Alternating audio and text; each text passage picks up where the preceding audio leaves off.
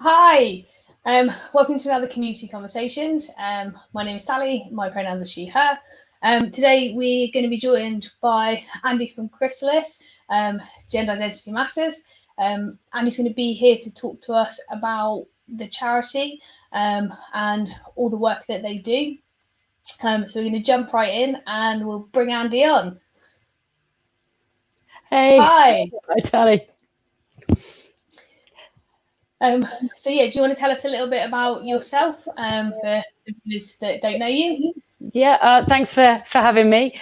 So I got involved with Chrysalis back in 2010 when I needed a placement for my counselling degree.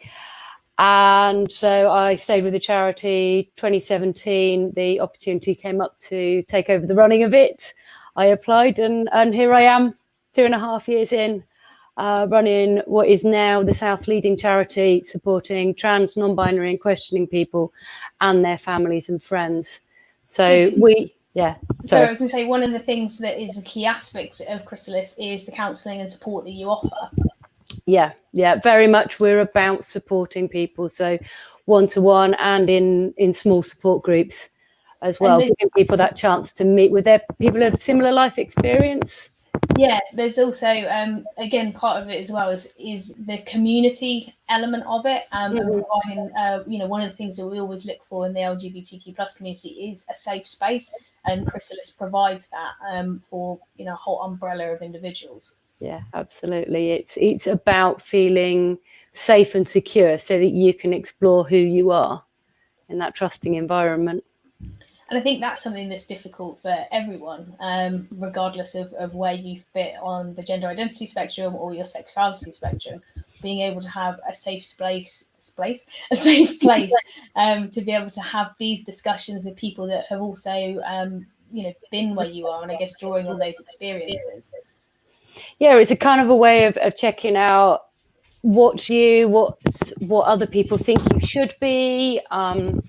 Finding out some of the reality rather than the myths and stories as well. So quite a nice place to check rather than taking all your information from the internet, which we all know is a fantastic place of absolutely correct information about absolutely everything. Yes, definitely. Yes, one of the things that we're here to talk about, for people that don't really know, is one of the key pieces of sort of trans right legislation was the Gender Recognition Act that came out in 2003, which was a huge leap forward for the whole trans community. But 17 years on, it has a few downfalls. So, it was 2000. The legislation is 2004. So back in, it actually is enacted in 2005. Back in 2002, being transgender, or old terminology as it was then, was no longer considered a mental illness under UK law. So right back then.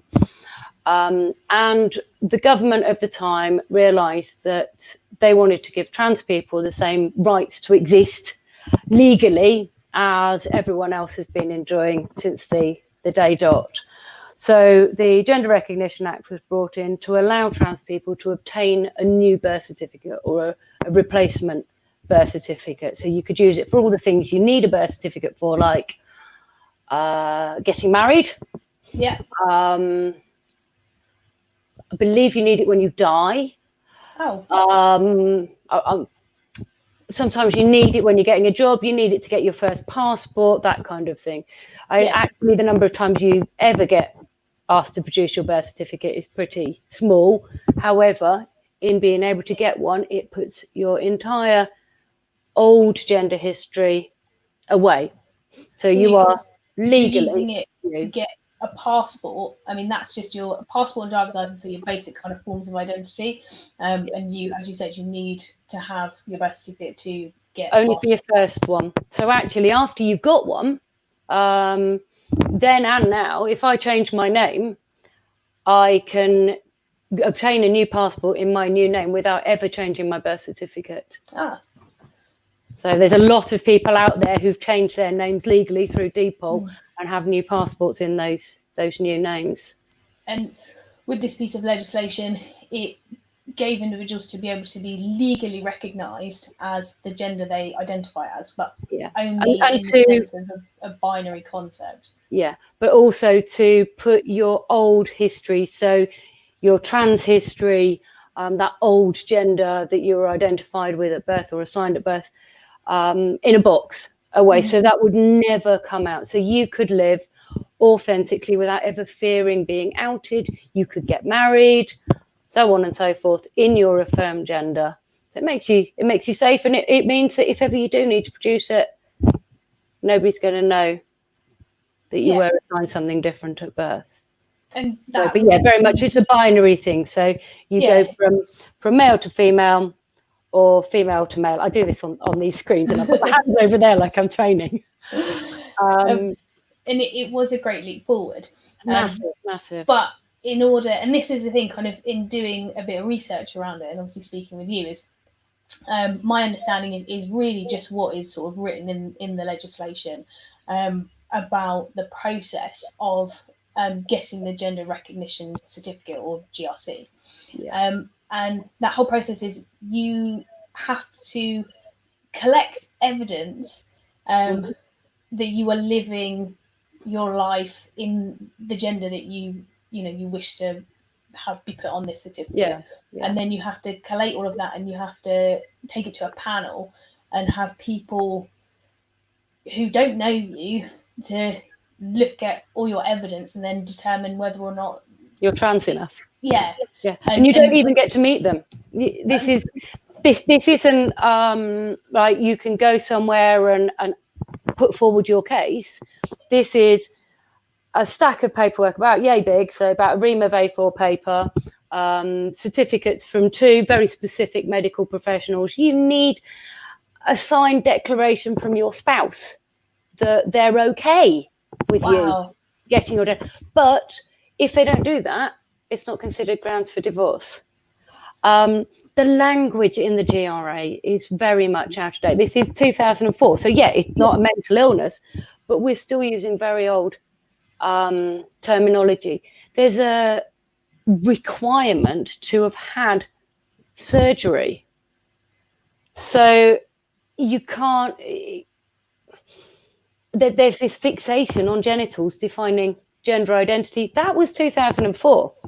We know that gender identity is an internal thing. It's an aspect of who you are. And it doesn't need to be affirmed by potentially life-limiting surgeries. Well, any surgery that an individual deems unnecessary, or something that is cosmetic, that you're putting your life at risk. There are a number of individuals where for them surgery is, that is very... it's impossible. With waiting lists, there's some people that really do want to have the surgery and will go to, great lengths to be able to afford it or wait the timeframes. And it is an individual experience. But I think the thing that's the most shocking about all of this, for me, as someone who is, cisgendered, is the fact that it seems it's very bureaucratic in the process. It kind of removes any human element of you're defining people by a stack of A4 paper and not even meeting them, not having a conversation with them, and that's I wouldn't want to be on that panel, because I think that just it's so abstract from something that is so personal and so human. It absolutely takes the human away from it. It's like, this is the legal thing. You've made your legal declaration that you will live in your affirmed gender for the rest of your life, and we either accept that or we don't. So I can make a legal declaration that I am going to live with you in a civil partnership or a marriage for the rest of my life. And it's a bit like going and getting all of that prepared and you turning up and then going, nah, don't believe you, and walking off. And literally walking off. I've got then I can't even appeal. I go, hang on, Tally, hang on. Can we talk about this? You're like, no, that's it. I don't believe you. Wow. And I mean, that is shocking. I'm like flabbergasted. Like, and when you look at it from someone like myself, I am a trans ally. I champion trans rights in the same way they do LGBTQ plus rights, and just basic human rights. But to only be able to understand what is written in the legislation, and to be honest, it's legislation. No one wants to read legislation. At the best, I can give you an 86-page document if you want. Great. But even then, it's very complicated language. So just for for general individual day-to-day life to understand the process that people have to go through, I think that just with speaking with you on this topic very briefly, I'm shocked. It's very shocking. I'm still shocked. Yeah. And it is something that is so human, and every single individual is very different with their whole experiences in life. And I guess because the process is there is a prerequisite for you living as your enroll. Yeah, enroll. So I'll let you give me the terminology. I'm not great with the terminology, so I'll let you lead on that. But so enroll for, it's 2 years that you have to do it for before you can even think about going for this certificate. Yeah, absolutely. So you can. There's two sides to that. One is you could have transitioned and lived as yourself, and then you get to a point where you want a gender recognition certificate. Or if you flip it the other way around, if you live in a world where you cannot be your authentic self because you're not safe until you can obtain this legal concealment of your assigned gender at birth. So basically you can move forward from potentially an abusive family life or something. You've then, to get this GRC, somehow you have to live both in that space where you're not out at all and also be out and authentic for 2 years. Which is, I guess, it's impossible. You can't make that jump. If you're not safe without a GRC, you can never transition and spend 2 years to obtain one. And I guess it kind of then puts this element of, while you may not be out to your family, but then you're trying to live your public life in role, you then put yourself in this position of even more isolation, which is why organizations like Chrysalis are a fantastic outlet for individuals who are going through this, because isolation, anxiety, depression, all stems from one, your personal feelings, and then two, being even more isolated from your friends and your family because of potential fears, hate crime, abuse, assault. Over 70% of the people that come to us say that it's caused them anxiety and depression. We still have a very high number of people who live with suicidal ideation. So that isolation, that not being able to be with anybody that gets it, not ever being able to be seen. With the groups, what I was saying, well, sometimes you may not be able to make that jump because life, we would never require anybody to have any kind of performative gender expression. You come, you will get your name, we will get your name right, we will get your pronoun right all the way through. And if you want to come in your guise, in a mask, whatever, that is absolutely fine. We will continue to give you that safe space. We've had people that have come to us for 2 or 3 years and outside Chrysalis, they've never ever been able to transition, but at least they can be themselves inside. And that's really important, especially when you look at as well, when you're looking at depression and anxiety and suicidal thoughts and things like that, it's very prevalent in the LGBT plus community because of this almost dual life that you're living.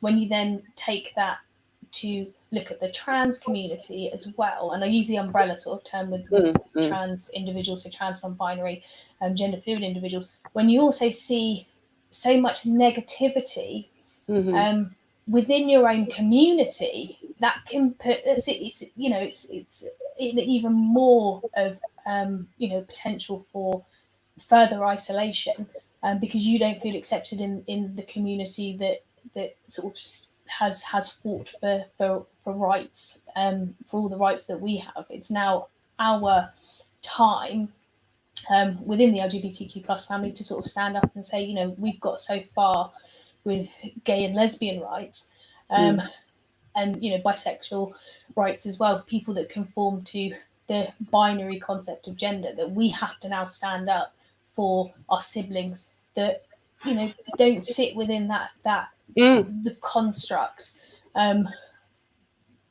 that we live in at the moment. And I think it is really important. It's really important to be having these conversations as well. I will just say to the viewers, if anyone's got any questions, pop them in the comments. We will be answering, Andy will be taking some questions and we'll be answering stuff, and there's other discussion points. But yeah, one of the main reasons for kind of this topic at the moment is what is happening currently in politics, and the lack of information that has come from the Gender Act reform consultation. So many names. Consultation for the reform of the Gender Recognition Act. There we go. Yeah, nice short titles. The government like them. But with that, I mean, this was a study that was done. Was it 2 years ago? 3. So the LGBT survey that sparked the consultation, that was 2017. And then the consultation was run after they published the results in 2018. Yeah. And that was, at the time, it was Portsmouth North MP Penny Mordaunt who, she did a good part in championing this. And this is a piece of legislation that that she believes, needs to be reformed. If you read her foreword in the ministerial foreword for the consultation, and it's, with the changes in government, this has now just been sat on. Like, we're still further down the line, and we don't even know what the outcome of the survey was. There's been nothing. All we've got is rumours and thoughts. So the consultation was to look at essentially an old tatty bit of legislation that impacts less than 1% of the population. But like we've shown, the terminology is out of date. We haven't touched on cost. It costs you between £200 and £500 to get this, provided you get all the way through to the end, because of the certification that you need, or the documentation you need to prove. And there is a cost attached to it as well. On the point of cost as well, and I think this is something that should really be taken into consideration too, is it costs the individual that much, but it costs the government so much more for the time it takes, the people to review it, the bureaucracy behind it as well. So there's a lot of money going into this to fundamentally, potentially turn around to people and be like, no, sorry. Yeah. I mean, I don't have the statistics based on how many people have got their GRC and how many have been turned down. But I do know, you have to provide details of the surgeries that you've had. And if that's not deemed sufficient, then, like I say, not everybody can get surgery. Not everybody can have hormone therapy. Well, it's also paperwork. I mean, I really hate filling in forms generally, and sometimes having to gather evidence, like putting together all the evidence that you need, that in itself could be an emotionally draining and extremely daunting task for a whole bunch of people. I mean, when you fill out forms to get new documentation, or even moving, like applications form for jobs sometimes can be ridiculously lengthy, and you think you're going through this to confirm you are who you are. Explaining your inner identity, and there is that judgment. There's that medicalization of gender identity as well. And again, WHO recently for ICD-11, which is the International Classification of Diseases. So what's WHO? World Health Organization. Okay. We all operate underneath it. Their classifications drive nations' understanding and their own terminology within it. And they moved gender identity out of any form of mental health related terminology and separated it simply as an aspect of human diversity. So I think you were talking about sexuality as well, and you mentioned bisexuality, and there's a parallel there that we're not talking about this or that. We're talking about an aspect of who people are within various different ways of being. One of the key things as well with gender identity, and this is something that also there's a lot of misnomer and misinformation about it. Gender identity and sexuality are two very different things. Absolutely, yeah. And while we all sit within the same community, it's completely different. I know, tons of, well, I say tons, a handful of, trans men who are now in heterosexual relationships because they are with women. Just because they've transitioned, they're two very separate things. Absolutely, yeah. One is who I am inside, and the other is who I relate to. Yes, it's the person, it's the individual that you want to hold. Completely different. But I guess it's more about that, and I've got all the stuff behind me that it's not a binary. Nothing is a binary. And that's what, and with the reforms and the consultation, it was also looking at giving non-binary individuals an identity, because at the moment, if you don't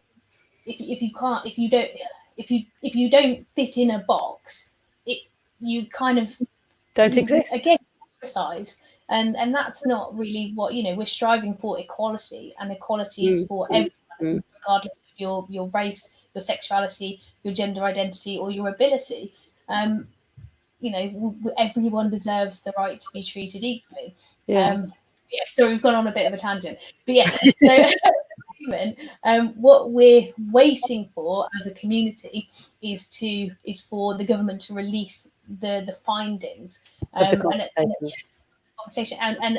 what's happening, as you said, is there's a lot of information that's coming out that isn't necessarily, well, there's no validity behind it.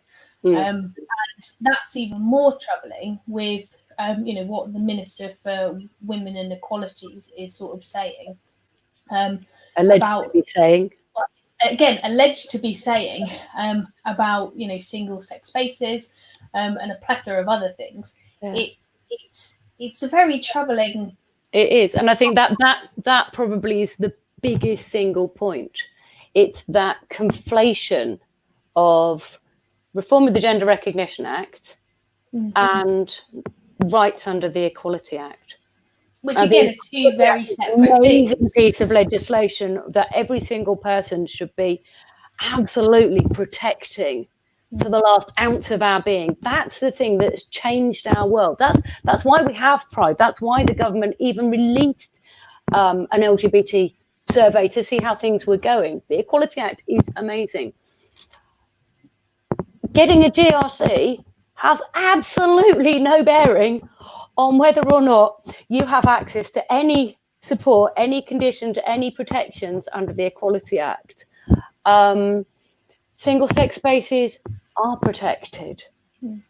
Our rights as people with different abilities, our rights as LGBT people, our rights as people of faith, of ethnicity, they're all under that. Being trans has nothing to do with it. And I feel like what's happening in that maybe deliberate conflation, that what we're seeing is somehow an attempt to define particularly what being a woman is.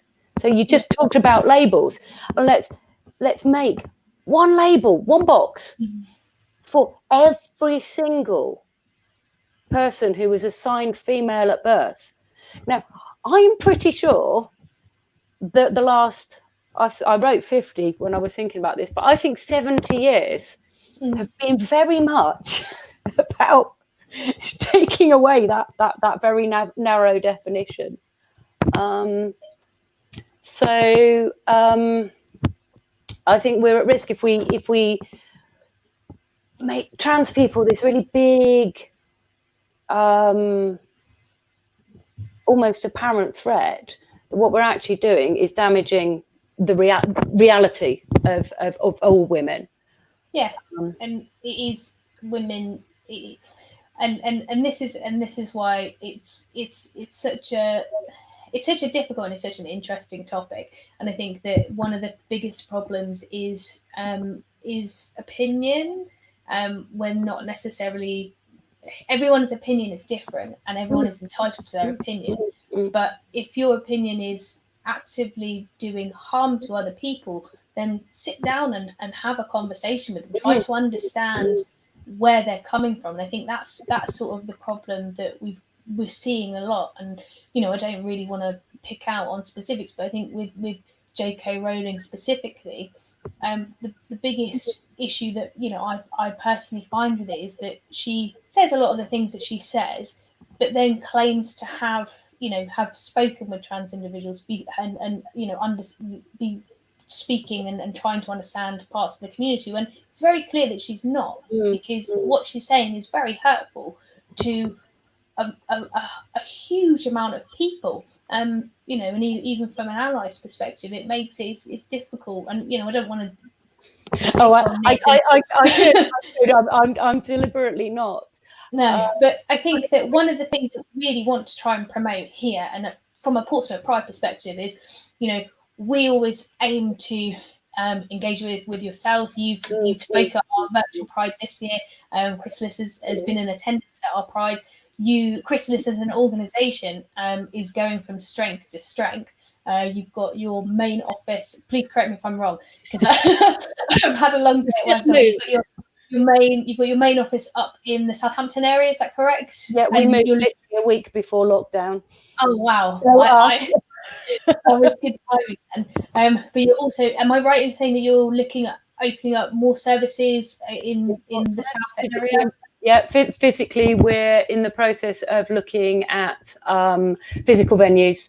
Obviously, at the moment, everything we offer is online. We've got 15 support groups, virtual support groups. We're doing the workshops, all the counselling's online as well. But as we come out of lockdown, yes, we want to be able to open more. We've got the wellbeing in Portsmouth, but we're also looking at running the full support groups there as well. So yeah, anybody that wants to get involved online or physically, then please do. Get in touch. I'll try and get it in the right place. All of the social medias for Chrysalis are rolling along the bottom of the screen. So please do go find them, reach out. If you want to get in touch, then reach out to us and we can definitely put you in touch, and we will be keeping an eye on what you guys are doing as well, because it's really amazing work, and it's so positive to have an organisation that can help make people feel like it's okay to feel the things that they feel, and to be able to connect with people that have sort of been, well, not sort of, but have been through, the feelings and emotions that they get. And across the whole of our diverse LGBTQ plus family, that's kind of the whole point, is finding that place of belonging. And even growing up when I was a teenager, being gay was difficult enough because I didn't know anyone else that was like me, that felt the way that I felt. So we're fantastic to live in a time when organisations like yours exist, organisations like Pride exist. We can reach out to people of all ages, from all demographics and all different backgrounds. So we'll check in with Shan and see if we've got any questions, because I'm pretty sure that she's got a couple for you, and I can see the comments are sort of blowing up. So, Shan. Hey. Oh, we can't hear you. It's fine. She doesn't really want to talk to us. No, I can't hear you. Okay, so maybe we'll pop back to Chateau in a minute. But I can see there's been a lot of comments. I can't read them from here. I don't have my glasses on. I can't see them. I'm safe from all of this. So, one of the questions from Lee is, do the same rules apply in Wales and Scotland? So the devolved parliaments have their own, or the Scottish Parliament ran their own consultation. My understanding is England and Wales will operate more similarly. I am no legal expert here. But I know that the Scottish consultation ran, they released their results actually, and it was very similar to the rumours that we're hearing about what the results were for us. Around 70% were in favour of, yeah, go for it. It's fine. Make it a bit like marriage. Maybe that 3-week period, still a legal declaration. It's all okay. And there was a lot of support around being able to obtain non-binary gender identity. So I haven't changed my name. The passport that I travel under has a little bit on it. And I'm like, every time I see it, but there's no point in me going through all of that hassle, which is still a tiny fraction of hassle compared to a GRC, because it will never be totally right. So I may as well just let it run out. And then I guess, I mean, all we can do at the moment is hope.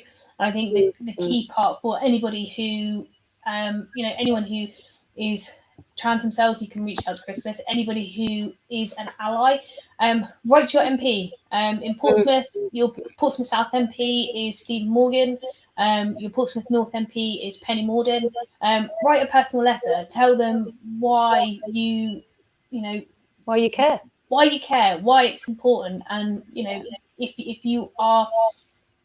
you have your own personal story and you're happy to share that with our MPs, then do. We need to make this. We need to bring back the human element of this discussion and this debate, because that is what is getting lost so much at the moment in the media with everything that's going on. This is about people's lives, and it is a human. It is a human right. This is human rights issues. Human rights. It's a human right to be able to exist as your authentic self legally. From the gay community, of other places, Ireland have been doing it since 2015. Just to answer Lee's question, just to finish answering. Sorry, no, it's me. I talk too much. So they released their consultation, and I believe they were in the process of enacting legislation that would make it easier. They were kind of waiting for the English government to release theirs, but I've got a horrible feeling that the brakes have been put on there for similar reasons as what's happened here. But I know the Scottish government are considerably further on and more vocal about being allies in this process, and about understanding that it's only about supporting the 1%. And that has no impact on the 99. Yeah, and I think that's kind of the key part. It's not going to impact. And when I look at a lot of this, and taking a step back, one of the things that makes it easy for people to understand is when it becomes personal to them. And when I look at what is happening with trans rights, it's very similar to what happened with LGBT rights when they were looking at letting gay people get married. You had a lot of people coming out of the woodwork and saying how it would undermine not normal, I hate that word, marriage, how it would it would change it would change what we teach our children, and all of these problems. And it's again, these are the same kind of arguments that are being used in this. It's like, when you look at LGBT, or when you look at gay marriage, hasn't changed anything. It's just meant more people are protected under the law. They've now opened up civil partnerships to heterosexual couples as well. It is about equality and it's about making the world a little bit better. And these are the same group of people, so that more people, more of the time, can be happy and content. I love that one that says it's not pie. It doesn't. More happy people doesn't mean less happy to go round, you know. And I think even when we strip this right back, and being someone who is, I'm mixed race, my dad's Pakistani, my mum's English, and when they were having me in the decade, they, you know, there wasn't a lot of mixed race individuals. I think even when you look at TV, and we go right back to the 70s, Star Trek was the first. I'm a little bit of a nerd as well. Star Trek was the first show to show a mixed race kiss, and everyone lost their minds about that. People were not happy. And now, I mean, you know, we are a massive melting pot of individuals, and that's great. And that's what we need to keep striving towards, is integration, equality, and, you know, all being part of this together, because, you know, we're all human beings. And when, so you were talking about authenticity and the purpose of Chrysalis, and one of our group members, he said, it's enabled me to be free to be me. And the thing is, when you are free to be yourself, you're more productive, let's say you're happier, you have more energy, you're not wasting time and energy hiding things, hurting, stressing about stuff. All of that stuff, you can get married, fall in love, go to work, change career, you know, learn. You know, if you spend your entire school going, oh God, I need to hide everything, how much time are you spending on your education? You're back. Hear me now. No, I have a question. If you're wrongfully denied a GRC, is that for good, or can you reapply? Or is there a certain amount of time you have to wait? Or to the best of my knowledge, and I am no expert, but there is no appeal. Wow. So again, it makes it an even more daunting task, because if you don't get it right, that's it, you're done. And if you have learning difficulties, if you're NFA, so no fixed abode, if you've got any kind of issues around accessing government websites and complex, you said about complex legalese, medical terminology, all of those things, it assumes a level of education that, let's face it, if you spent your entire childhood going on earth, you may not have accessed as well. So there's an awful lot of discrimination tied up around it as well. So and I guess go on. I was going to say, the solution, there are no concrete solutions at this moment in time, and that's primarily because we, as human beings, are in the hands of the government. The only way that we can make active change is to write to our MPs, write to your MP and tell them why you believe that this piece of legislation should be reviewed and reformed. And actually, we've gone through the consultation. We said that we should be asking our MPs why publish it. Why have we not got the results on this? Publish it and act on the results. And I guess that's probably the main thing. If you want to write to your MP, the biggest single impact you can have is, what can they do? So they can hear your story, they can hear how this affects you, and then what do you want them to do? Publish those results. Apply pressure, and then act on the results. Because as Penny put in that forward back in 2018, as they discovered in the LGBT action plan, you know, this government, all governments are about making people's lives better. So, but get writing to them. Penny and Stephen are both really nice people.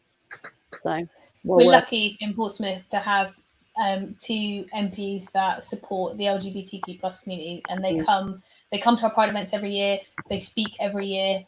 Even when Penny was Secretary of State, she still made time in her calendar to come down because, you know, she is an ally, and Stephen he's always there to listen, and, you know, will take action on the things that you know as required.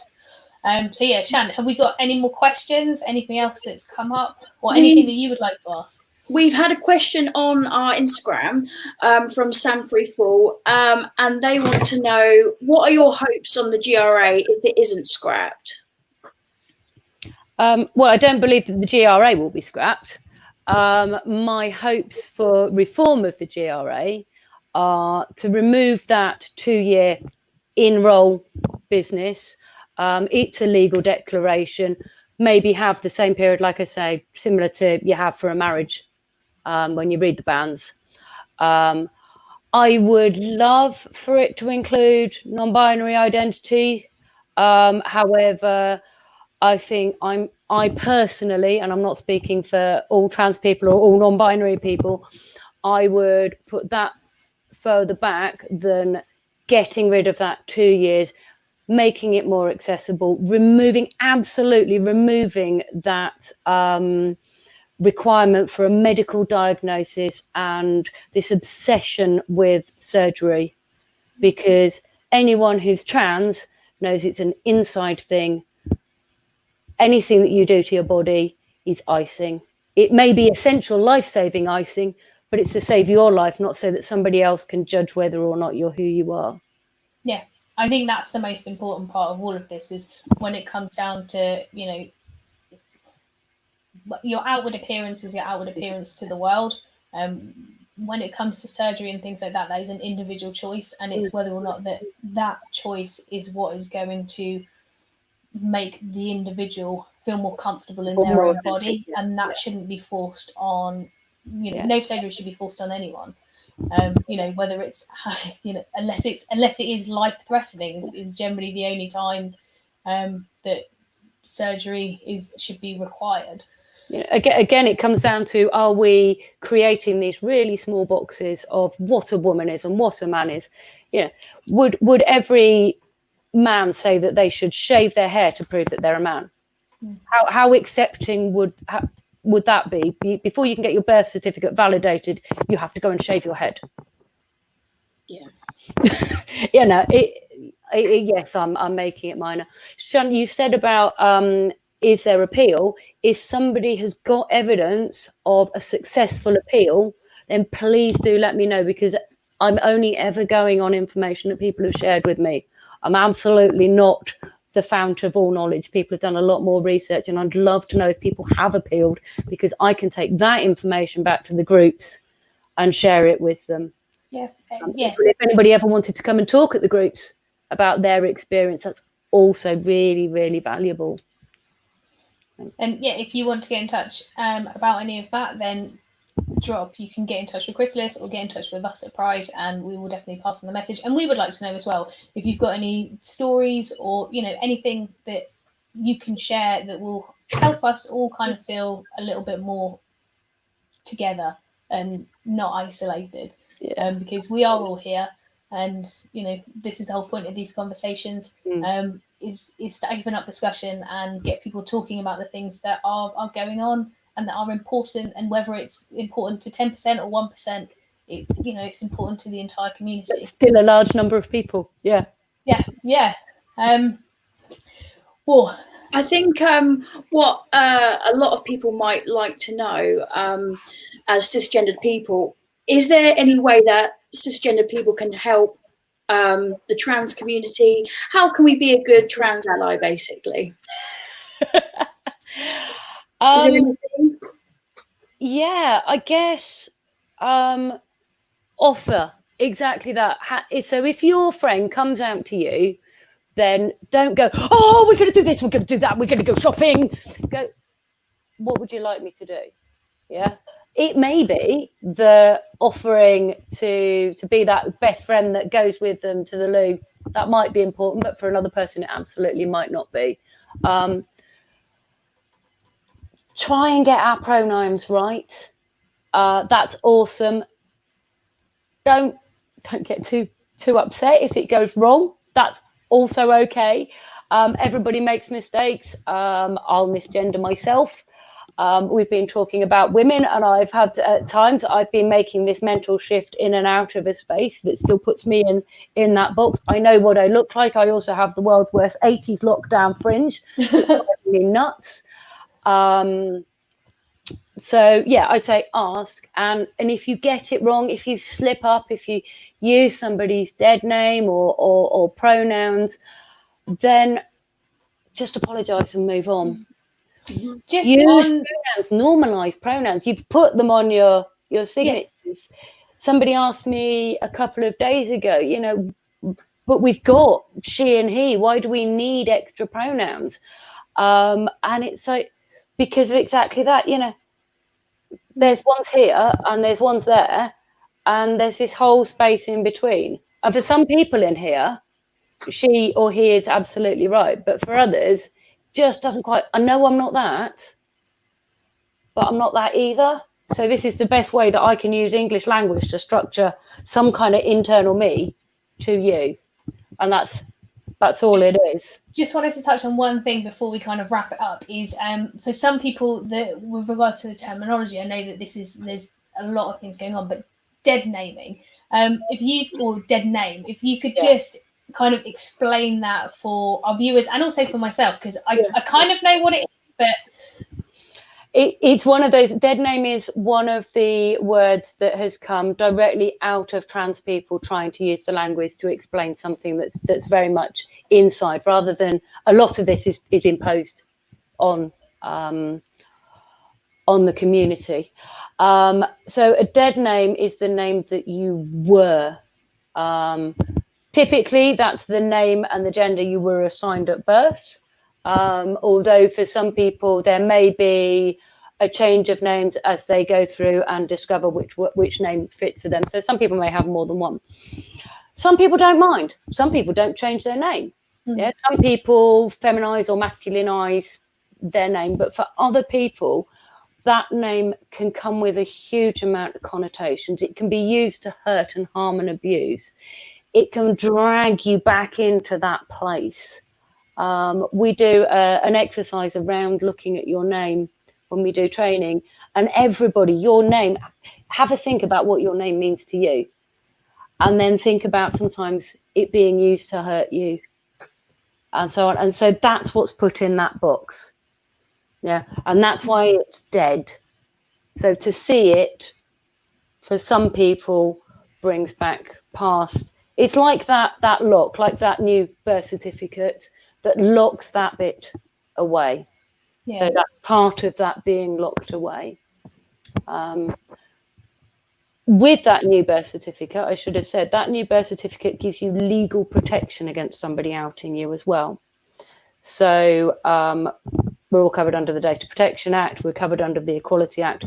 If you have a gender recognition certificate and somebody becomes aware that you're trans in their working world, and then they disclose it, that is a criminal act.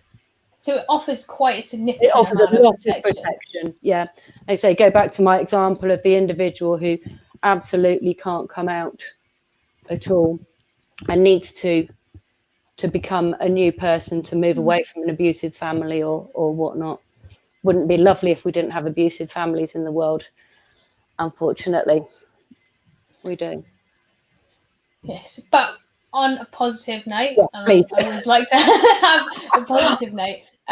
You know, what you are achieving with Chrysalis as an organisation, especially in the south of Hampshire, in the Portsmouth, Southampton area, you know, we are really, our trans communities are really lucky to be able to have access to support and, you know, businesses. And I'm assuming with the training, is that open to businesses as well? Yeah, just get in touch if you want it. We try to keep it cheap as well, so that small businesses can access it rather than it having to be a corporate thing. So and just getting through and doing understanding, and you know, everyone who is part of our community, I think, you know, we're here to support each other, and from a everyone at Portsmouth Pride, we want to thank you and all the individuals at Chrysalis who do the work that you do to ensure that we have a safe place for our trans siblings. And we will try, well, we always try to look at and listen to our community. So when we are running events where we can, we ensure that we have non-gendered spaces, so that everyone is free. My favourite was when we did one of our opening events, we had toilet with urinals and then just toilet cubicles. And that's it. It doesn't matter where you go as long as you feel comfortable and it's a space that is comfortable for everyone. Everybody should be free to pee, because we all need to do it. To pee in peace. Yes. Not light, preferably loo roll. Are all handy things. So we will say thank you, Andy. I'll let you pop off so Jan and I can do our little roundup. But yes, if anyone wants to get in touch, I know we've said it a million times, but we'll put some links Always up. looking for volunteers, looking for people who want to come and stand on the board of trustees as well. So yeah, get in touch. Thank you. Thanks so much. We'll hopefully have you back again soon, and maybe have another catch up once all of the consultation stuff has been released. Yes. Yeah. Brilliant. That's great. Thank you so much. Tour de Trans as well. And I'll leave it there. Right. Thank you, Andy. Bye. Thank you. Cool. Well, that was definitely informative. What have we got coming up over the next couple of weeks, Jan? We've got a live. Still waiting for next week's guest to confirm, but we will be chatting with. I'm going to try and do it from memory, unless you got the list there. So next week we've just got to double check that. But the week after, on the 15th of July, we've got Steve Dunn from Northern Pride. Yes. Northern Pride we're going to be chatting to Steve about organising Northern Pride. Northern Pride, I think, is one of, I believe, the biggest free pride, definitely in the Northeast. I'm not entirely sure if I don't think it's bigger than London Pride, but it's definitely the biggest free event in the Northeast. They also got UK Pride 2020, but they're actually having it in 2021 as well, because the main day has been cancelled. So I'm going to have a chat with Steve about all the things they do in the North. And then who else we got?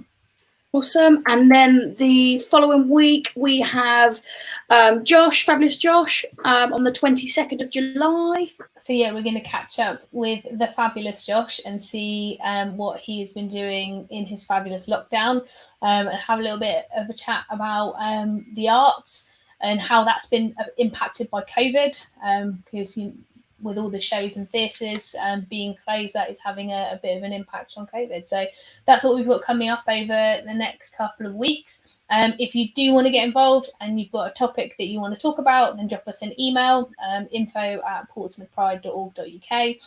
We'll hopefully be having some other hosts as well over the next coming weeks and months, so you don't have to look at my mug all the time. But yeah, thank you everyone for tuning in. Thank you to our awesome producer as well, and we'll see you next week. And as of next week, we'll be doing it every Wednesday. If you've missed any, head to our YouTube channel, click subscribe, and you will never miss another community conversation again. So thanks guys, and we'll see you next week. See you next week.